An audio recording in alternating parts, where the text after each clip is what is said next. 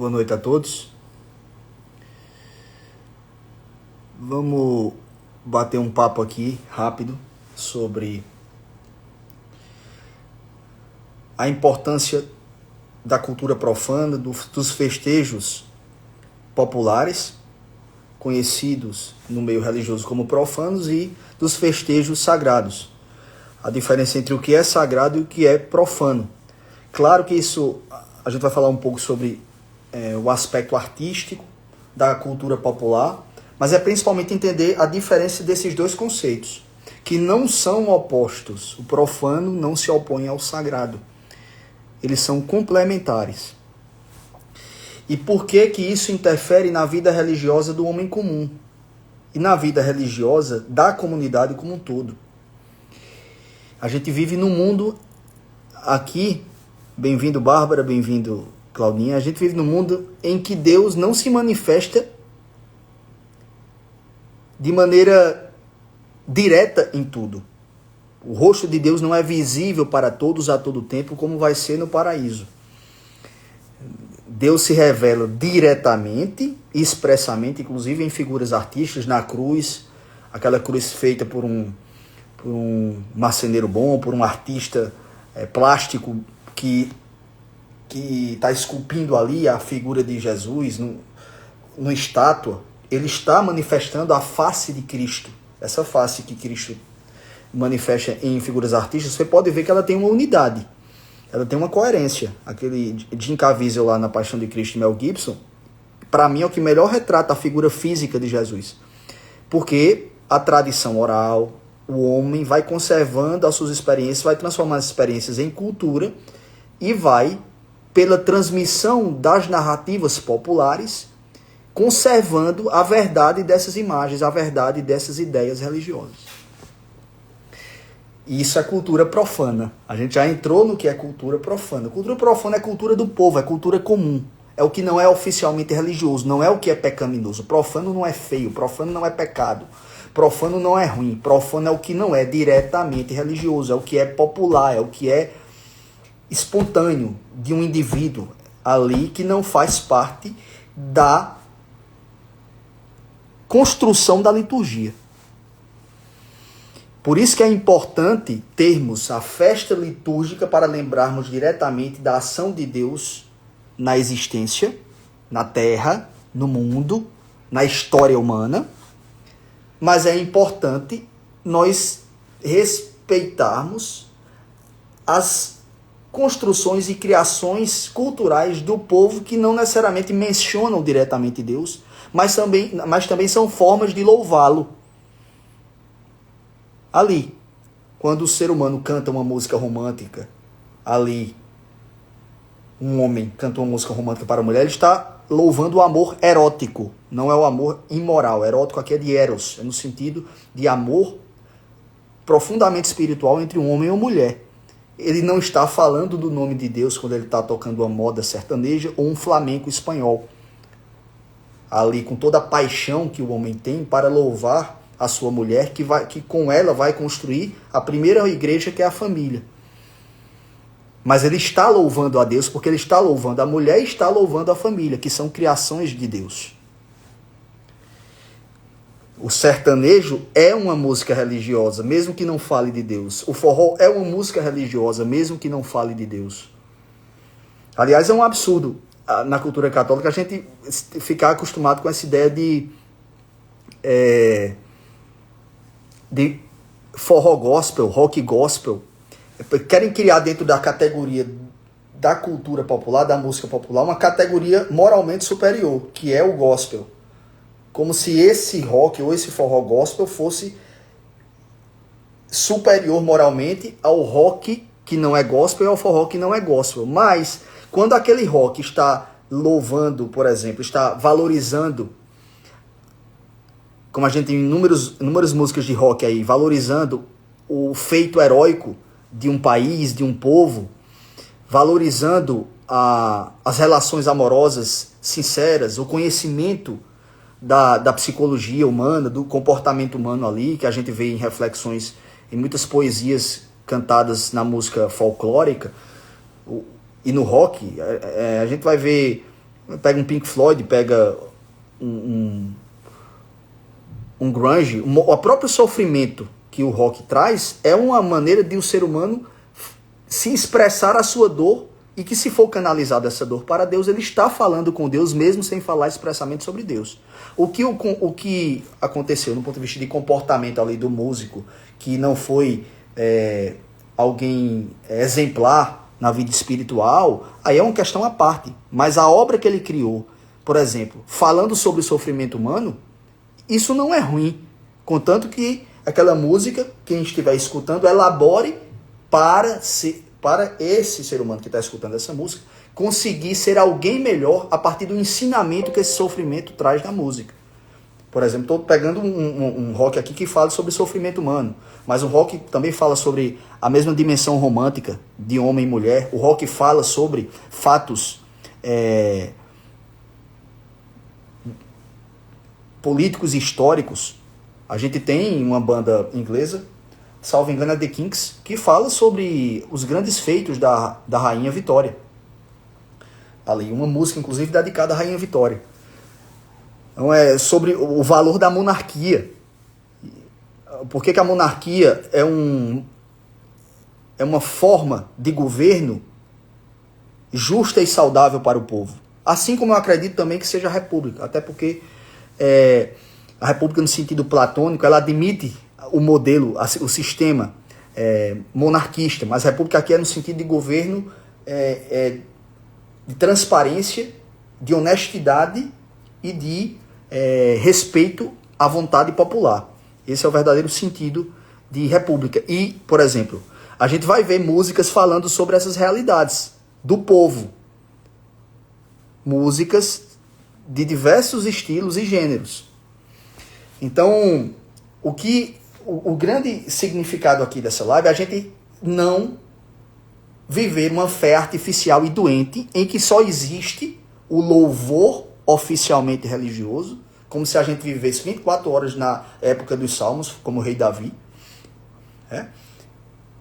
e como se não existisse uma vida civil humana que não é apartada de Deus, mas ela é uma maneira implícita de louvar a Deus. O ser humano, quando está trabalhando, quando está fazendo o bem ao outro, amando ao próximo quando a si mesmo, ele está exercendo uma atividade litúrgica e espiritual de certa forma. Não é a liturgia oficial, mas é uma maneira de viver a missa fora da igreja. Quando ele está cantando as músicas tradicionais do seu povo, ele está, de certa maneira, sendo grato a Deus por ter nascido naquela comunidade que o faz digno enquanto cristão, enquanto filho de Deus. Independentemente de ser cristão, inclusive. Enquanto filho de Deus. Perfeitamente, se for cristão, melhor ainda. Então, o fato de você cantar músicas tradicionais, por exemplo, Haydn, o hino alemão é de um compositor, salvo engano, austríaco, né? Que ele pegou a música que já estava feita pelo povo. Aqui não existe música clássica originalmente, né? Toda música clássica é uma música popular que foi elaborada e foi lapidada no laboratório ali. Então, de maneira mais matemática. Então, a música clássica surgiu de manifestações musicais populares. E já existiam esses cantos, eles foram lapidados e se transformam naquela métrica clássica.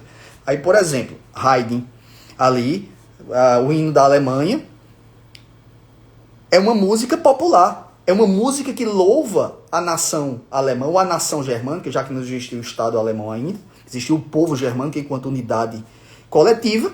E é uma maneira de, quando você cantar aquele hino, você está louvando a Deus por você pertencer àquele povo que te torna digno, humanamente.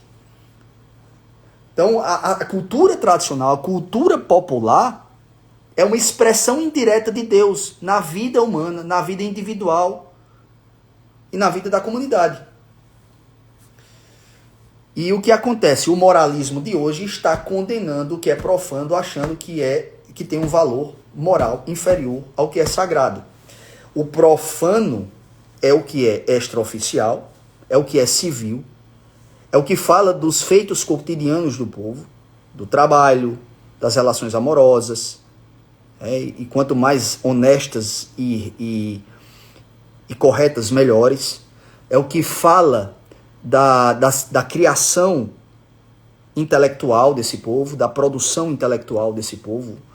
Os livros que retratam, por exemplo, narrativas históricas, narrativas de guerra, sobre o heroísmo daquele povo. Cada povo tem uma tendência, tem uma vocação maior. Isso é também explicado pela genética, não é determinismo, não existe. Cada povo tem todos os atributos e virtudes, como cada indivíduo tem todos os atributos e virtudes em potência, mas cada um desenvolve de maneira mais perfeita alguns talentos e outros não. Desenvolve mais uma vocação, um tipo de vocação, e outra não. E isso é por conta, claro, primeiro da liberdade dele de escolher aquilo, mas tem uma influência natural nele, e que ele simplesmente, na sua liberdade, admite que essa influência é maior. Por exemplo, um artista que nitidamente gosta mais de arte do que de esportes. Ele já tem essa tendência, ele acolhe essa tendência, ele lapida, desenvolve aquele talento que era uma potência e se transforma em ato. Quando ele, por exemplo, se for um escritor, escreveu um livro. Ele já tinha essa potência literária dentro dele, foi lendo, foi escrevendo, juntou tudo e fez uma história com coesão, com início, meio e fim, transformou no livro, transformou a potência artística em ato artístico. E muitas vezes essa obra dele está falando sobre as características naturais do povo dele, ou da humanidade como um todo, né? Ali. Que no final, o grande talento humano vai ser reconhecer a Deus. Mas eu posso chegar a essa verdade de reconhecer a Deus diretamente pelo sagrado ou pelo profano. Deixa eu só um tempinho aqui, rapidinho. Vou só dar um intervalo porque o computador que eu vou reconectar para ele retomar aqui a live que está sendo feita também no YouTube.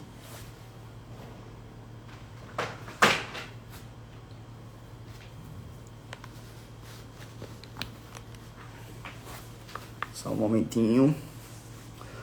Então a gente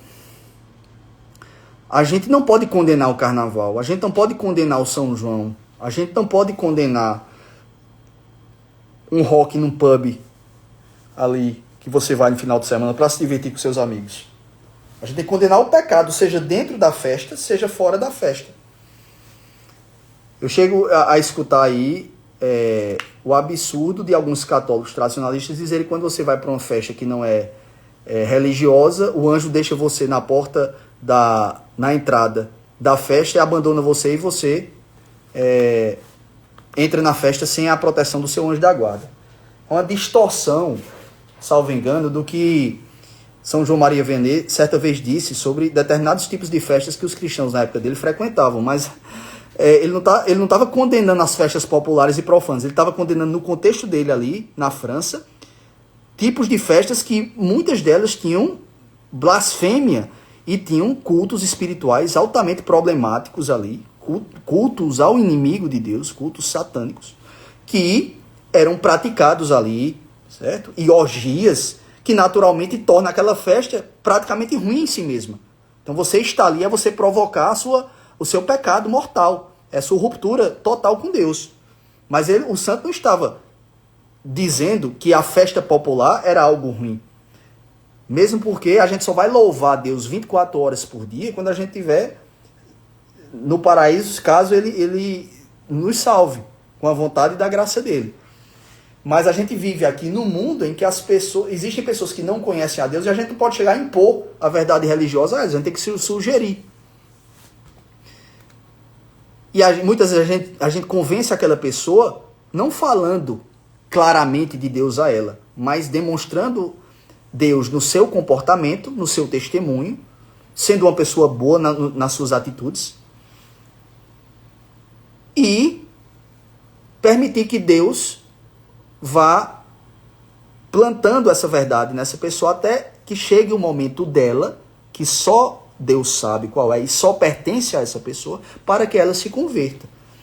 É por isso que deve existir, e muito, artes que não são sacras, artes profanas, para que as pessoas vejam Deus na natureza, na criação, para que veja Deus no comportamento humano, que não necessariamente é diretamente uma revelação religiosa, que não é necessariamente uma manifestação religiosa, para que Deus não seja monótono, para que Deus não seja previsível, porque ele não é previsível. Isso é o que ele quer dizer quando ele está valorizando a arte profana. E profano está muito ligado a popular, assim como o sagrado ao erudito. Mas não é uma relação também automática. Mesmo porque cultura erudita é uma maneira mais elaborada de lapidar, de desenvolver algo que já estava na cultura popular. A música clássica foi um exemplo que eu citei. Todo o movimento da música clássica, que é um movimento moderno, ele é um desenvolvimento técnico, no caso da música clássica, da música popular. Então os trovadores na Idade Média cantavam ali as músicas românticas, exaltando o valor da mulher como pilar da família, como sustentação emocional da comunidade. Esse era o valor da mulher na cultura clássica, na cultura pré-moderna. E isso era sistematicamente, recorrentemente cantado em poesias pelos trovadores, ali na região da Provença francesa, no sul da França, e principalmente na Península Ibérica.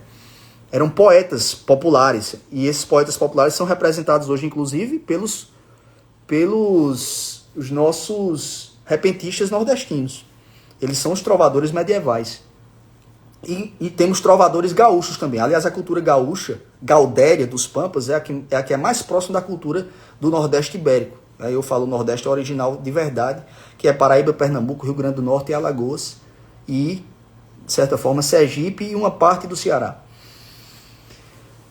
Então, esse é o Nordeste Ibérico, é o verdadeiro Nordeste. Bahia é um caso à parte. O que tem de Nordeste original pertencia à capitania de Pernambuco, lá, inclusive. Salvador, digo particularmente Salvador, que é uma cultura à parte ali. E, por exemplo, esse Nordeste Ibérico, Nordeste Oriental, ali que tem um epicentro, Paraíba, Pernambuco, Alagoas e Rio Grande do Norte principalmente, ele é a mesma cultura medieval de Espanha e Portugal, e do sul da França e da Itália. De regiões da Itália, não todos ali. E quando a gente está vendo uma dança flamenca ali, uma mulher com todo o vigor e a paixão dela, valorizando a dança com o seu corpo, ela está valorizando o corpo que foi criado por Deus.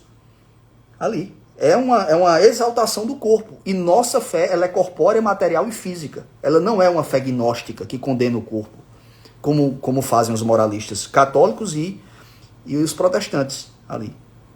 Quando eu falo moralista católico, não são os católicos de verdade, né? São os que são apartados, como um padre aí da internet disse, né? São os protestantes sofisticados, que querem criar uma igreja separada, justamente trazendo uma maluquice herética, gnóstica, inclusive de condenar os festejos populares, os festejos profanos.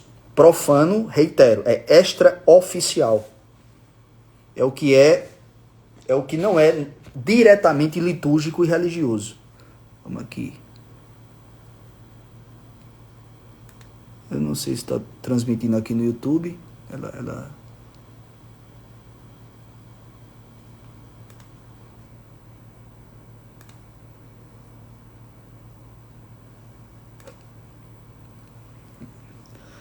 Bem-vindo, pessoal.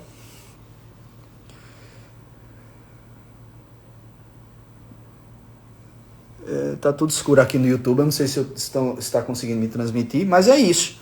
Então, a gente... qual é o problema? Que essa ideia de condenar a cultura profana, ela não é católica. É porque no meio protestante eles não têm o tempo litúrgico. Eles não vivenciam a quaresma, eles não eles não têm um calendário litúrgico com o tempo comum, com a celebração devidamente feita do Natal, entendeu? Não se celebra o Natal dentro de uma lógica ali litúrgica, dentro do tempo, que cada tempo específico do ano valoriza uma etapa da via crucis, da vida de Cristo, aliás, da trajetória de Cristo aqui na Terra, e da própria revelação. Cada tempo litúrgico é, na sua característica própria de cada tempo, uma valorização da história do povo de Deus aqui na Terra, do povo judeu, e, sobretudo, uma exaltação desse propósito final do povo de Deus, que era o reconhecimento do Messias. Então, todo o tempo litúrgico são formas de valorizar a biografia de Jesus. E o calendário litúrgico,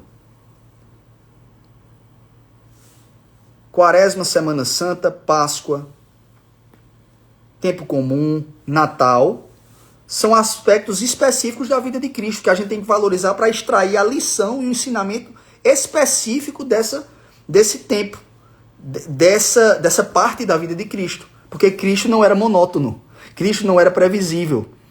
Cristo, ele era um ser humano com todas as suas complexidades e idiosincrasias, quase não sai, e que o tornava um ser humano altamente rico, ainda que não tivesse pecado, tinha todas as características boas de um ser humano. Ele tomou vinho, ele foi para uma festa de casamento, ele celebrou a cultura do seu povo, ele era judeu, ele ia para a sinagoga, ele não só ficava recitando os salmos e o Cântico dos Cânticos na sinagoga, ele também fez isso, ele também fez a leitura, mas ele celebrou uma festa popular profana de um casamento que possivelmente tinha música profana, provavelmente tinha música profana. Ou seja, tinha um cara lá cantando uma música estavam cantando música em hebraico, falando do feito heróico do povo judeu, que, claro, em especificamente falando do povo judeu, é sempre um heroísmo voltado para o louvor direto de Deus, porque é um povo particular que já nasceu com a unidade religiosa. O surgimento do povo judaico, do povo judeu, é um surgimento já que não é apenas histórico e cultural, mas é religioso, ele já é uma nação religiosa na sua origem. Então, todo feito do povo judeu, ele é um feito ao mesmo tempo militar e religioso. Mas, ainda assim, você tem aspectos da cultura judaica que são puramente profanos. O próprio carnaval. O carnaval é a celebração da vitória do povo judeu contra os persas, contra a opressão persa. Está na Bíblia, virou um fato religioso. Mas a superação cantada pelo Purim, que é a inspiração do judaísmo, é uma exaltação do feito militar, não necessariamente, implicitamente. Aí é que está, é perfeito isso, porque o Purim, o carnaval tem origem no Purim judaico, né, que é a sobrevivência da perseguição persa. Ele é explicitamente uma festa profana, porque louva com senso de humor, com as máscaras, a fuga, a vitória e a saída da perseguição persa, e que no final é a possibilidade do povo judeu, na sua liberdade, celebrar o seu amor e a sua religião. O seu amor a Deus direto e a sua religião. Ou seja, o carnaval que a gente celebra hoje, que foi aperfeiçoado pelo cristianismo, ele é um símbolo perfeito do equilíbrio entre o profano e o sagrado. Porque ele retrata ali as marchinhas, inclusive judaicas, retratam a libertação do povo judeu em relação aos persas. E embutido, implícito nisso, está a possibilidade de amar religiosamente o seu Deus. Então, a gente tem aí no próprio carnaval o exemplo perfeito de união entre o profano e o sagrado. O profano e o sagrado devem estar distantes, mas não totalmente separados. Porque como o sagrado, ele trata da liturgia, o sagrado da sinagoga, o sagrado, sobretudo, da missa, ele é o louvor direto, a oração direta a Deus.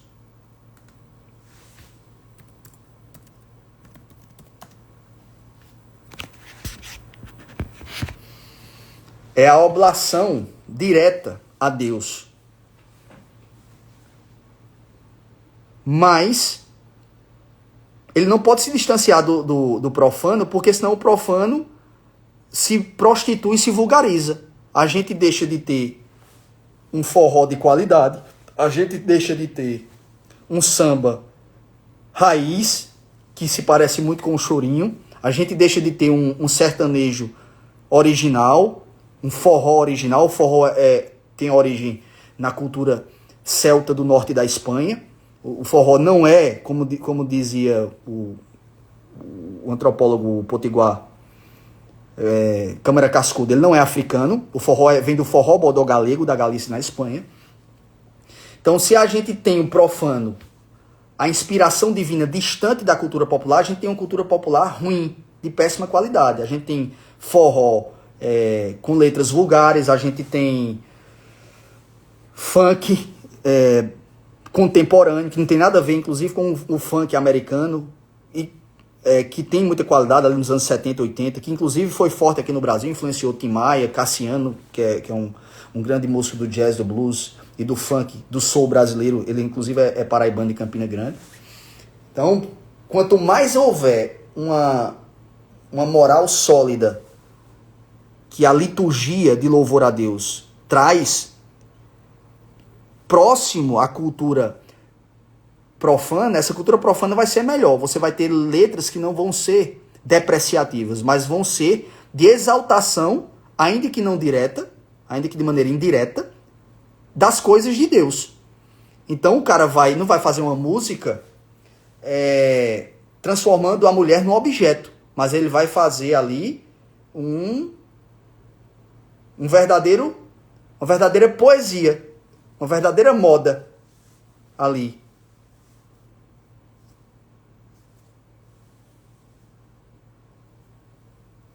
Uma música de exaltação do caráter e da personalidade da mulher. Então, por quê? Porque o artista, por estar inspirado pela cultura sagrada, pelo litúrgico, ele viu valores elevados, excelsos ali, que identificam ele com Deus e que fazem reconhecer Deus naquele objeto que ele está exaltando com sua arte. Então, o profano é necessário para a gente valorizar o sagrado. O carnaval é uma forma de valorização da quaresma. Bem-vindo, Diego, Judy Alves, Crisante, Cosminho, Anabel. Então, imagine se tudo é litúrgico. Aí a gente vai viver o louvor direto a Deus durante todo o tempo, dos 365 dias do ano, 24 horas por dia, e não vai haver nada que não seja obra da criatura, que é obra de Deus. Ou seja, o ser humano ele vai deixar de viver a vida de trabalho, ele vai deixar de viver a vida de relacionamento humano ali, e vai inclusive, ele vai vulgarizar a própria relação dele com Deus. Até porque Deus pede um testemunho, não é da palavra, é da obra. Ele pede da palavra, mas também da obra. Então, a fé sem obra é uma fé morta. Portanto, se o ser humano não realiza a sua obra na comunidade, com os seus irmãos, amando a Deus diretamente, mas também indiretamente, porque ele também não só se relaciona com cristãos, ele está sendo um falso profeta, ele está sendo um charlatão, ele está sendo um enganador, ele está sendo um ladrão de almas. O testemunho é direto pela palavra e pela boca, mas é também pelo coração e no silêncio e na sabedoria da alma. Então, quando você estiver escutando um bom forró feito por Jackson do Pandeiro Luiz Gonzaga, uma música popular nordestina feita por um Zé Ramalho, você está escutando algo que é de Deus. Inclusive até mais bonito, de certa forma, porque é indireto. Faz a gente ver Deus nos mínimos detalhes, na simplicidade do trabalho humano, na beleza do cotidiano, que é o que o profano significa. É isso. Então, eu tenho muita preocupação com o movimento moralista dentro do catolicismo, porque eles estão trazendo uma visão protestante de condenar as obras da criatura de Deus, do homem. E isso é condenar o próprio Deus indiretamente. Quando você condena uma música popular, quando você condena um carnaval, quando você não vê contexto nas questões estéticas, ali, não entendi a suposta relação. Suposta relação não, Diego. Relação mesmo. O carnaval ele é uma festa judaica, originalmente é o Purim, que ele num determinado momento, ele se tornou pagão, porque antes da revelação de Cristo e antes de Abraão, tudo era paganismo. O paganismo foi um preço que o homem pagou pelo pecado original. A ignorância foi a consequência do pecado original. Mas quando o carnaval surgiu, ele é uma festa do hemisfério norte que valoriza a colheita. É um período em que você está recluso ali, você plantou, o povo plantou, se recolheu no inverno ali, no período mais escuro do hemisfério norte, que vai anteceder a primavera. O carnaval tem esse movimento de saída do inverno para a primavera e que representa a colheita da agricultura. E aí você tem os festejos. Isso em si não é pagão. O problema é que os moralistas que não entendem história dizem que o carnaval é pagão porque essa festa da colheita se deu numa época em que a Europa era pagã, porque tudo era paganismo. Você tinha o paganismo greco-romano, que é humanamente mais digno do que o paganismo animalesco, né, que louva animais, como em outras regiões do mundo. Era um paganismo, mas, de certa maneira, era menos imoral do que outras formas de paganismo. E a festa da colheita que o carnaval representava nessa realidade era uma festa cósmica, era uma festa relacionada a um comportamento humano de uma determinada época, que é a questão produtiva da agricultura e da colheita. E esse acontecimento, na tradição judaica, foi transportado para uma realidade superior, quando, nessa época de colheita, nessa fase de transição do escuro do inverno para a primavera, o povo judeu se libertou do povo persa. E aí o carnaval passou de ser uma festa cósmica, que não é paganismo cósmico ali, de agricultura, está relacionado à produtividade humana e à estação do ano. É uma festa natural, não é uma festa religiosa. Os membros que faziam eram pagãos, porque tudo era paganismo antes. Antes da revelação de Cristo. E aí, nessa época da colheita, foi justamente quando a libertação do povo judeu em relação à perseguição persa aconteceu, e esse movimento de saída para o sol, para a colheita, coincidiu com a libertação do povo judeu, e surgiram as máscaras, a celebração da libertação do povo judeu em relação à perseguição persa, e surgiu o carnaval, e a igreja foi ordenando.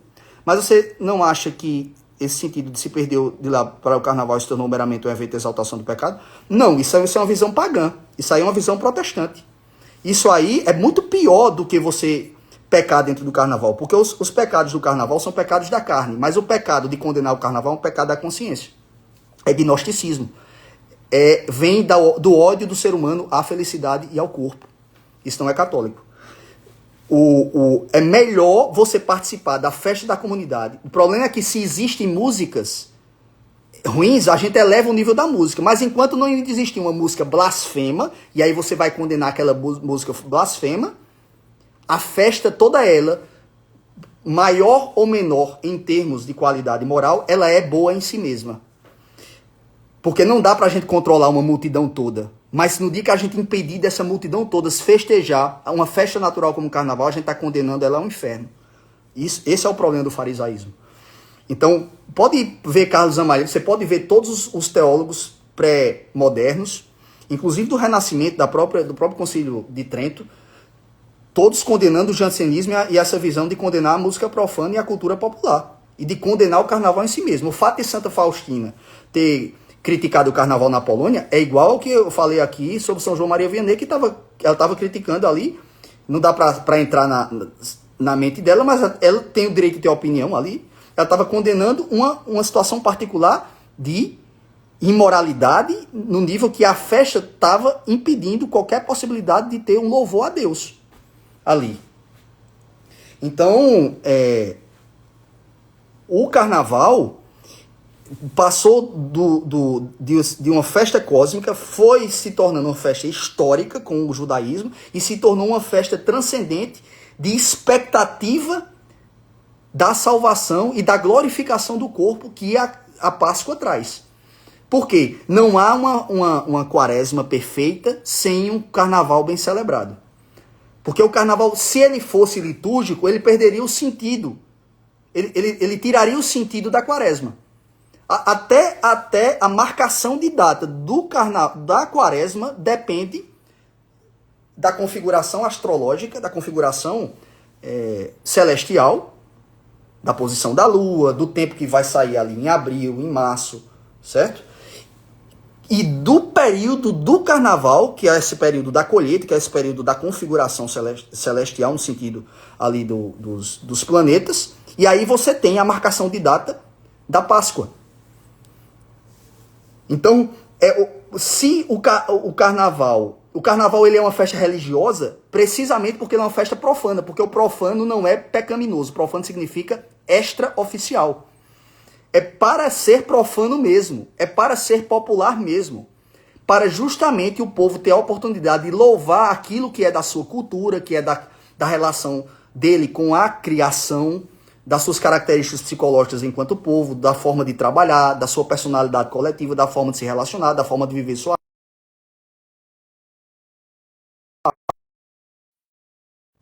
Ele varia de acordo com cada cultura, porque é o que Santo Agostinho dizia, a diversidade e espiritual cristã.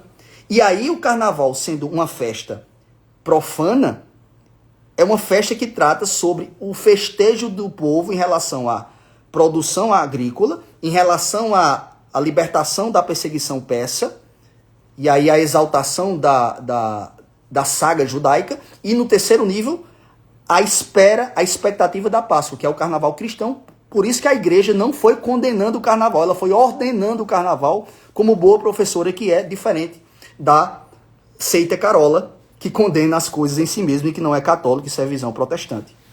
Certo? Isso não é católico, isso é jansenista e calvinista. Isso é coisa do século XVI. Os tradicionalistas são filhos da primeira leva moderna, que é o movimento absolutista do século XVI, que é cartesiano, que é humanista, de Erasmo de Roterdã, e que é materialista, porque todo moralismo é materialista. Ele é uma maneira de colocar a moral acima da experiência mística do homem com Deus. E a experiência mística do homem com Deus, ela precede a questão moral, que é uma maneira necessária de ordenar a comunidade, de limitar e ordenar as liberdades individuais.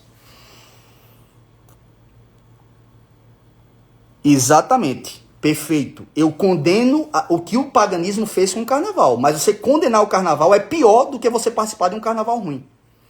Porque os pecados da carne são menos graves do que os pecados da consciência. Os pecados da consciência, inclusive o orgulho de você não participar do carnaval e achar que você é superior a quem está participando, isso é demoníaco, isso é farisaico. Isso é o que há de mais absurdo no comportamento religioso. Então,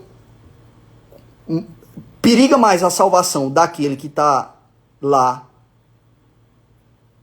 dando rabisaca e patada moralista dentro de casa sobre aqueles que estão na rua festejando, do que quem está celebrando, mas está dando testemunho da caridade ali dentro do bloco. É melhor, porque se a gente fosse apartar das imperfeições humanas, a gente não vive, a gente se isola. Isso é gnosticismo, isso conserva implicitamente um ódio ao corpo. Então, nunca... Aí os eufemismos é que me deixam puto da vida. Porque eu já vi gente dizer, não, feito um blogueiro católico, que ele disse, não, o carnaval tem origem católica. Ele até reconheceu, eu não imaginava nunca ele fazer isso. Aí ele pegou e disse, não, vamos resgatar o carnaval católico. Aí ele disse, sim, ele vai resgatar, mas ele vai botar um bocado de regra para o bloco ter uma roupa que a mulher tem que cobrir o ombro. Ele já começava a cagar a regra. Então já não é um carnaval católico. Eu não estou dizendo que o carnaval católico é putaria, não, meu amigo. Eu estou dizendo que o carnaval católico ele não tem como você controlar os pormenores comportamentais. O que você tem que ensinar ali é a pessoa a ter bom senso e a usar a razão e exercer a caridade ali, cuidando do seu irmão dentro do bloco. Simples assim. Então a visão católica raiz é a visão de que o profano ilumina o sagrado para o sagrado refletir o profano, e que as músicas que celebram os feitos humanos, porque o profano tem esse significado, possam ser músicas ordenadas, os livros possam ser livros que tragam um aspecto educativo, edificante da personalidade humana. Mesmo uma obra não falando de Deus, um livro, mas ele traz valores educativos, ele pode trazer o valor da exaltação da coragem, do serviço, da paz, da tolerância. Ou você acha que quando a gente está lendo Fernando Pessoa, está lendo Cervantes, a gente está lendo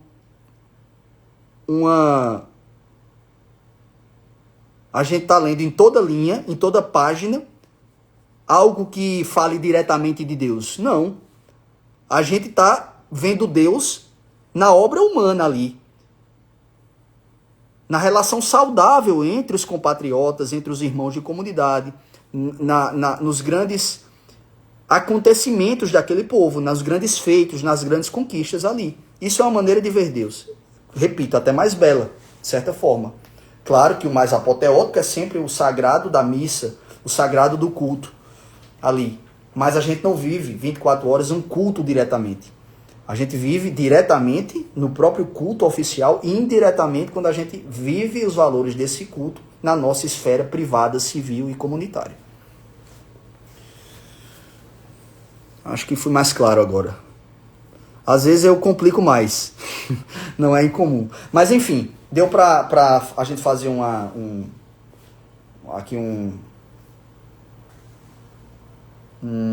é que eu posso falar?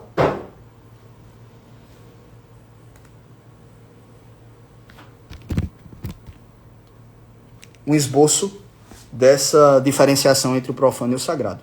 É isso. Uma ótima semana. A gente vai seguir aqui. Esse foi mais um tópico do tema, do grande tema modernidade. E a gente vem dentro do macro tema modernidade, a gente vem tratando sobre o catolicismo sem frescura. E o catolicismo sem frescura é também, e é especialmente falar da cultura popular e da cultura profana e ajustá-la sempre ao sagrado, fazendo assim essa ponte entre esses dois universos humanos, o sacro e o civil. Deus abençoe. Tudo de bom, uma ótima semana e até domingo que vem.